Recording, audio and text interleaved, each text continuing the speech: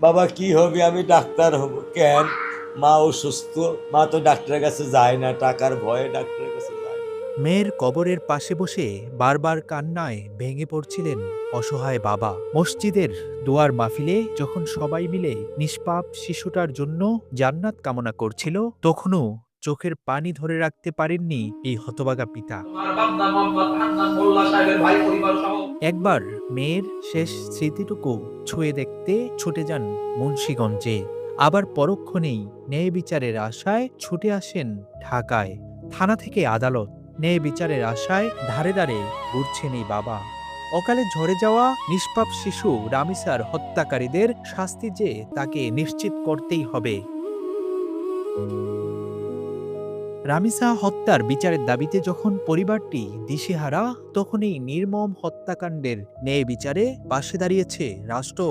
ময়মনসিংহের ত্রিশালে এক সমাবেশে প্রধানমন্ত্রী তারেক রহমান স্পষ্ট জানিয়ে দিয়েছেন, আগামী 1 মাসের মধ্যে মিরপুরে শিশুকন্যা রামিসা হত্যাকারীর সর্বোচ্চ শাস্তি নিশ্চিত করা হবে। রামিসার এই হত্যাকারীর সর্বোচ্চ শাস্তি ইনশাল্লাহ আগামী 1 মাসের মধ্যে নিশ্চিত করবে। যখন প্রধানমন্ত্রী আমাকে আমার বাসায় যেয়ে আমাকে এই ব্যাপারে আশ্বস্ত করেন, তখন আমি আলহামদুলিল্লাহ আমি এই বিচারের ব্যাপারে শতভাগ আশাবাদী হয়ে গেছি। যে মেয়েকে একদিন ডাক্তার বানাবে বলে বুকে হাজারো স্বপ্ন বুনেছিল পরিবার, নিয়তির কি নির্মম পরিহাস। আজ সেই আদরের মেয়ের মরদেহের ময়না তদন্ত, ডিএনএ এবং ভিসেরা রিপোর্ট হাতে নিতে হয়েছে তদন্তকারী কর্মকর্তাকে।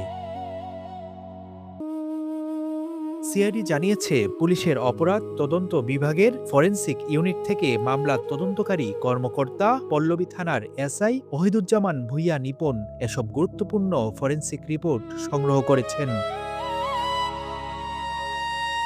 তদন্ত সূত্র বলছে, এই ফরেনসিক রিপোর্টগুলো হাতে পাওয়ার পর মামলার তদন্ত কার্যক্রম এখন একেবারে শেষ পর্যায়ে। অভিযোগপত্র বা চার্জশিট প্রস্তুতের কাজও প্রায় সম্পন্ন। সবকিছু ঠিক থাকলে আগামীকাল রোববারই আদালতে এই মামলার চার্জশিট দাখিল করা হতে পারে।